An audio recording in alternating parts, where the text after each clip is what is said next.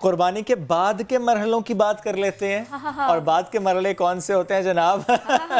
दावतें और रेसिपीज सारी की सारी रिवायती गैर रिवायती किरण ये सब भी बाहर आ चुका है। इसके साथ साथ ये भी अपना ख्याल कैसे आपने रखना है, ये ना हो आप ओवर ईटिंग कर लें, ये भी आपने नहीं करना। यही तो प्रॉब्लम है, सबसे बड़ा प्रॉब्लम। पहले हम जो है ना वो जानवर को लेकर आना, उसके नाज नखरे उठाना, अल्लाह की राह में उसे कुर्बान करना, और फिर उसके बाद में या उसके साथ साथ ही ये जो बारबेक्यू पार्टी का प्लान है, टिक्का बोटी, बिरयानी बनाएंगे, कबाब किस किस तरह के खाएंगे, और वो सवेरे से जो शुरू होता है ना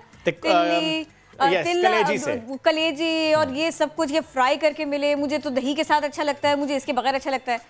ये जो चटखारे हैं ना शाम के बाद पता चलते हैं और उसके बाद काफी दिन तक पता चलता रहता है। पेट पूजा जरूर कीजिए, फिर काम दूजा कीजिए, लेकिन उससे पहले एहतियात भी कीजिए, बदपरहेजी नुकसानदेह हो सकती है। तो जनाब डिशेस तो होती हैं बेशुमार, लेकिन आपने एतदाल के साथ काम करना है, एतदाल से आपने खाने हैं। एनीवेज जी बात कर सके तो क्या करना है? यस, ना कर सके तो क्या करना है, इसके साथ साथ आपने और क्या करना है, यानी अगर आप स्टेक बना रहे साथ वेजिटेबल जरूर ऐड रखें, ताकि एक्सपर्ट को लेना पड़ेगा इस पर बात करने के लिए। एक्सपर्ट डॉक्टर ईसा ने हमें ज्वाइन कर लिया। डॉक्टर ईसा बेहद शुक्रिया, कैसे हैं आप? अल्हम्दुलिल्लाह। अच्छा डॉक्टर साहब ये फरमाइएगा कि जब हम नॉर्मली किसी होटल में जाते हैं ऑर्डर करते हैं अगर स्टेक का, तो पूछा जाता है मीडियम वेल, फुल डन, इस तरह थोड़ा सा बताएं कौन कितना पकाएं, ये ना हो कि ओवर कुक कर लें तो वो क्या कहते हैं ना उसकी न्यूट्रिएंट वैल्यू जो है वो कम हो जाती है। थोड़ा सा ये भी गाइड कीजिए। देखें, एक तो हमें सबसे पहले ये देखना चाहिए, हमारी मेजोरिटी सिर्फ इतना जानती है ये बड़ा गोश्त है, ये छोटा गोश्त है। होता क्या है इसमें, ये बहुत कम लोगों को पता है, मैं चाहूँगा वो भी लोगों को पता चले। और सेकेंडली ये है कि अल्लाह ताला ने हर हलाल चीज़ में इंसानी सेहत का फ़ायदा रखा है, लेकिन उसकी हदूद भी मुकर्रर की गई हैं। मिसाल के तौर पर अगर आप बड़े गोश्त को ले लेते हैं, ज़ाहिरी बात है कुर्बानी ये लोग खाएंगे, लेकिन बड़े गोश्त में एसिड बहुत होता है। अच्छा, फैटी एसिड के अलावा उसमें आयरन, क्योंकि बहुत रिच आयरन है, यानी कि जो एनीमिक लोग हैं उनके लिए तो बहुत ज़बरदस्त दवाई है ये। एंड सेकेंडली इसमें मिनरल बहुत पाए जाते हैं, आयरन बहुत पाया जाता है, तो ये आप जब ज्यादा खा लेंगे तो ये हजम नहीं होता इतना आसानी से। जब आप इसकी कैलोरीज को बर्न नहीं करते हैं तो फिर ये आपके अंदर बर्निंग शुरू कर देता है। तो आपको एक तो इसका ख्याल रखना है, दूसरा गोश्त को कभी भी आप इसमें इतने केमिकल्स होते हैं, इसको हल्की आंच पे ही पकाना चाहिए। हमारे यहाँ क्योंकि वो थोड़ा जल्दी करते हैं लोग, तो वो या तो कुकर ले लेते हैं या वो ये ज्यादती करते हैं अपनी हेल्थ के साथ, उनको कुछ भी नहीं मिलता। यानी कुकर में ना पकाएं। अगर मटन को आप लेंगे तो मटन में अल्लाह ताला ने इतनी नहीं, बिल्कुल कुकर तो घर में ही नहीं होना चाहिए। अगर घर में कुकर है तो डॉक्टर की कमेटी भी डाल दीजिएगा। तो कुकर में तो बिल्कुल नहीं होना चाहिए, और बहुत कंट्रीज में तो कुकर बैन हो चुका है, हमारे यहाँ लोगों को पता नहीं कर दिया। अच्छा, छोटा गोश्त जो है ना उसमें अल्लाह ताला ने देखें, जी जी जी बिल्कुल, छोटे गोश्त में विटामिन बी जो है वो फैट को बर्न करता है। अच्छा, अगर आप ये देख लें कि उसमें विटामिन B12 ज्यादा है, जो स्ट्रेस को और आपकी जो ये स्लीपिंग के प्रॉब्लम है उसमें बड़ा बेनिफिट है। इसमें ओमेगा 3 बहुत है इसमें छोटे गोश्त में, तो वो आपकी ब्यूटी और बालों को इन्हांस करता है। अच्छा, इसी के अंदर जो है अल्लाह ताला ने जितने एसिड रखे ये आपके फायदेमंद हैं, सवाए वो लोग जो कोलेस्ट्रोल के मरीज हैं, या वो हार्ट के पेशेंट हैं, या वो यूरिक एसिड में मुब्तला हैं, इस तरह की छोटी छोटी और बीमारियां हैं, तो उनको हमेशा परहेज करना चाहिए। और वैसे भी जो है अभी जो लेटेस्ट यूएसए की रिसर्च है उसमें तो ये कहा गया है कि एक इंसान 70 ग्राम से ज्यादा नहीं खाए, लेकिन हमें पता है कि हम चंद बोटियों पे गुजारा नहीं करेंगे, हम ज्यादा खाएंगे। तो ज्यादा खाएंगे तो फिर इसकी कैलोरीज को बर्न भी करना पड़ेगा। आप रात को कम खाएं, और अगर आप खाते हैं तो लाजिम है इस पे वॉक करें। आप यकीन करें, ये जैसे ईद गुजरेगी, आप चाहे मेरी क्लिनिक का विजिट कर लें, चाहे कराची के किसी भी क्लिनिक का, आपको सबसे ज्यादा रश उन लोगों का मिलता है जो मैदे के मसाइल में आते हैं। जी मुझे गैसेस हो रही हैं, मुझे बर्निंग हो रही है, एसिडिटी हो रही है। तो उसकी वजह ये है कि हमने उस वक्त एहतियात नहीं किया जब हमें करना चाहिए था। अब जब एहतियात नहीं करते हैं तो जाहिर बात है जितने का गोश्त खाया था उतने पैसे फिर डॉक्टर के ऊपर खर्च करते हैं। तो इसके अंदर एक तो ये चीज है, दूसरा वेजिटेबल्स का ऐड करना। अगर सपोज करें आप उसमें नहीं डालना चाहते हैं तो साइड पे एक पोर्शन के तौर पर सैलेड जरूर रखें। और दूसरी बात है, जाहिर बात है छुट्टियां हैं, लोग घरों में होंगे, ईद घर में मना रहे होंगे, और वैसे एक दफा दिन में खा रहे होंगे, कहीं जा रहे होंगे, कहीं आ रहे होंगे, तो हर जगह गोश्त होता है, तो दिन में 3-3 दफा भी हम गोश्त खा रहे होते हैं। तो हमें फिर ये जरूर करना चाहिए इन दिनों में कि हर खाने के बाद एटलीस्ट 1 कप पानी में आधी चमची सौंफ, आधी चमची जीरा, 1 छोटी इलायची, इसका कहवा बनाकर हमें पीना चाहिए, ताकि हमारे जो मैदे के मसाइल है वो ज्यादा बढ़े ना, एसिडिटी बने ना, बर्निंग हो ना। और खाना अगर रात का खा रहे हैं आप, तो एटलीस्ट टाइमली खा लें। आप 12-1 बजे खाना खा रहे हैं, और स्पेशली बड़ा गोश्त अगर आप खा रहे हैं, जैसे कि मैंने बताया कि उसके अंदर बहुत ज्यादा जैसे ताकत पाई जाती है। अब उस ताकत को तो आपकी बॉडी को वर्कआउट करना है, या तो यहाँ वॉक करते हैं तो आप उसकी कैलोरीज को बर्न करते हैं, जब आप बर्न नहीं करते हैं तो फिर उसके नुकसान भी होते हैं। देखिए 20-22 साल नौजवान के लिए तो ये दवाइयां हैं एक किस्म की, क्योंकि 22 साल के बाद ही कहीं हमारी जो वेन्स हैं हार्ट की, कहीं उसमें कोलेस्ट्रॉल जमा होना शुरू हो जाता है। उससे पहले तो ये बॉडी की रिक्वायरमेंट है। तो चलो उन्होंने ज्यादा खा ले लिया, लेकिन जब आपकी उम्र बड़ी है, आप 30, 40 और 50 साल की तरफ जा रहे हैं, या आप हार्ट के पेशेंट हैं, ऑलरेडी हाई ब्लड प्रेशर के आप पेशेंट हैं, तो एटलीस्ट मैं इतना जरूर कहूंगा कि आप बड़े गोश्त को कम कर लें, या सुन्नत के तौर पर ईद के दिनों में आपने थोड़ा सा खाना है। हाँ, थोड़ा सा अगर ज्यादा खाना है तो फिर आप, अरे यही तो सुनना चाह रही थी मैं कि क्या क्या करना है। आवाज़ नहीं आ रही मेरे ख्याल से। कोई बात नहीं, दोबारा से हम कांटेक्ट करते हैं, बट जिस तरह उन्होंने बता दिया किरण, स्पेशली मैं उस कावे की तरफ दोबारा से फोकस कर लूँगा कि ठीक है खाइए, यूँ तो हम कहते हैं इतदाल से खाइए, लेकिन जब दिल कर रहा हो कि ज़्यादा खाना, थोड़ा सा अगर ज़्यादा खा भी लिया तो वो कावा बड़ा अच्छा उन्होंने बता दिया है, सौंफ, इलायची, एक चीज़ और थी, कुछ और था, कोई बात नहीं है। अब वापस हमारा राबिता हो गया। डॉक्टर ईसा, वो कावा तो बताया ही, लेकिन मुझे साथ में ये भी बताया ना। अब देखें, मैंने खा लिया बहुत ज़्यादा, मैंने हर रेसिपी ट्राई कर ली, अपनी, मोहल्ले वालों की, अम्मी की, सासू की, सब की।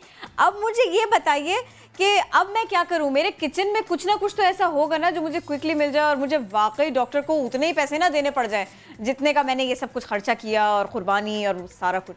प्लीज़ ये भी बताएं ना आप हमें। देखें, आपने जितने घर गिनवाए हैं, आप जरूर सबका खाएं, मगर थोड़ा थोड़ा खाएं। और किचन में आपके पास एक ऐसी सहूलत मौजूद है कि आप एक कप आप ले लें, 1 कप में आधी चमची सौंफ डालें, और आधी चमची जीरा डालें, 1 छोटी इलायची डालें, उसको 2-3 जोश दें, और उसको खाने के बाद फिर कहवा के तौर पर पी लें। आप दिन में 2 दफा भी अगर पी लेंगे तो आप उन प्रॉब्लम से बच जाएंगे जो बाद में आप फेस करते हैं, एसिडिटी की सूरत में, मैदे की और प्रॉब्लम की सूरत में।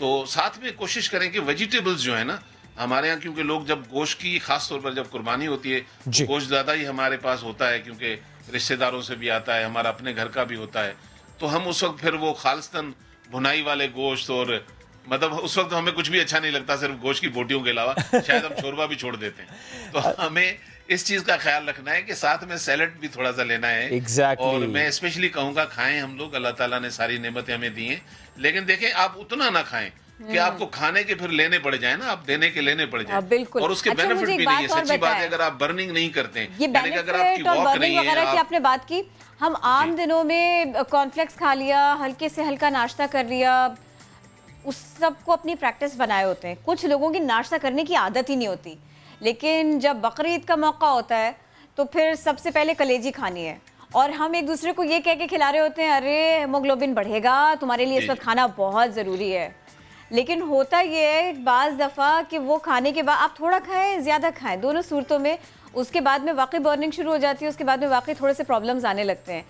कलेजी खाने के फ़ायदे ही फ़ायदे, कोई नुकसान नहीं है, और सबके लिए ऐसे ही है, तो फिर ये प्रॉब्लम्स क्यों? देखें, नहीं ऐसा नहीं है। अगर आप कोई ऐसी बच्ची, ऐसा बच्चा, घर का ऐसा फर्द जिसको कोई बीमारी नहीं है, कोलेस्ट्रॉल भी नहीं है, हार्ट की पेशेंट भी नहीं है, कलेजी और गोश्त जो भी है इसमें क्योंकि आयरन इतना है, एनेमिक लोगों के लिए तो बहुत अच्छा है। लेकिन एक आदमी मैदा सुबह जब भी वो उठता है चाय पीता रहा है, वो आदी नहीं है, उसके बाद उसने एकदम कलेजी खानी है तो उसको एसिडिटी तो होनी है। तो मेरा ये ख्याल है कि नाश्ता न करना खुद एक ज्यादती है इंसान के साथ। आपकी सेहत में जो सबसे बड़ा रोल प्ले करता है वो सुबह का नाश्ता है। इसलिए बुजुर्गों ने कहा कि भाई सुबह का नाश्ता बादशाहों की तरह किया करें, दोपहर को वजीरों की तरह खाया करें, रात को फकीरों की तरह खाया करें।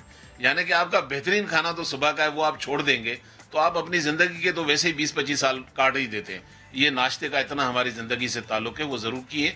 अब जो नहीं करते, जाहिर बात है वो उनको एहतियात करना चाहिए। खाएं कलेंजी, लेकिन कम खाएं। अच्छा, वैसे हम बर्निंग उसको इतना कर देते हैं, इतना पका देते हैं, उसमें बचता कुछ नहीं है। तो आप ये मीडियम वाले हम लोग नहीं है, आपको पता है भुनाई वाले लोग हैं। तो एक कॉन्सेप्ट जो लोगों ने रखा हुआ है, मैं कलेजी खाऊंगा मेरे अंदर गोश्त बढ़ जाएगा।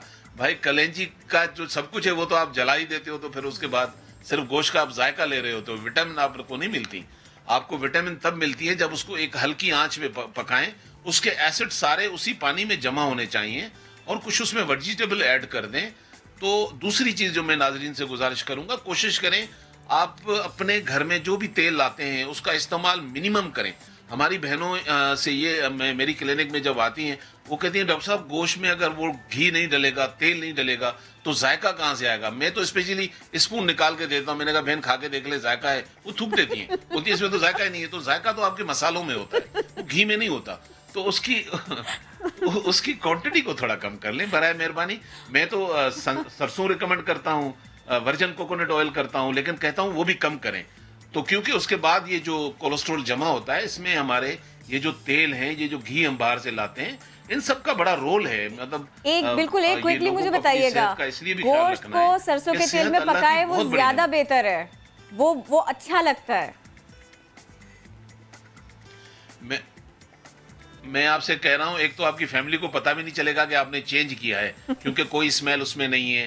कोकोनट वर्जिन ऑयल जो है, आप देखें ये एशियन जितनी भी हमारे सराउंडिंग में है, आप हमारे मुल्क के बराबर में एशिया में जितने भी है, सिंगापुर और ये जितने मुल्क हैं, घूम ले, वहां लोगों के आपको पेट नजर नहीं आएंगे, हमारे चेहरे बाद में पेट पहले नजर आते हैं। बहुत बेहतर है, और उन्होंने ज्यादा इन्हीं ऑयल्स का इस्तेमाल किया होता है, इनका इंतखाब किया होता है। Thank you so very much.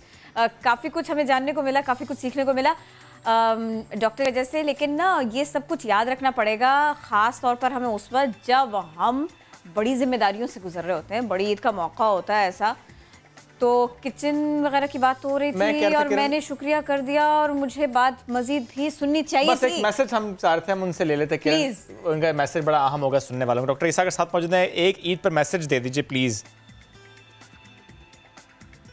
लगता है नहीं, लाइन ड्रॉप हो चुकी है। नहीं है, थैंक यू, प्लीज बताएं। सॉरी। ओके जी जी आप मैसेज देना चाह रहे थे, वो बहुत इंपॉर्टेंट था, प्लीज बताइए। लाइन पे हैं जी? हाँ जी बिल्कुल, हम सब सुन रहे हैं आपको। मैंने कहा क्योंकि ईद है और मैं क्योंकि थोड़ा लिखता भी हूं, तो मैंने कहा चले ईद के लिए लोगों को एक मैसेज दे देता हूं। मेरा लिखा हुआ एक शेर है कि ईद को 4 चांद लगा दिया करो, ईद को 4 चांद लगा दिया करो, जो रूठे हैं उन्हें मना लिया करो। कमाल ये नहीं कि तुम्हें मनाए कोई, कमाल ये है कि तुम मना लिया करो। वाह वाह वाह, क्या बात है, क्या ये सबके लिए पैगाम था या आपका किसी के लिए खुसूसी पैगाम था?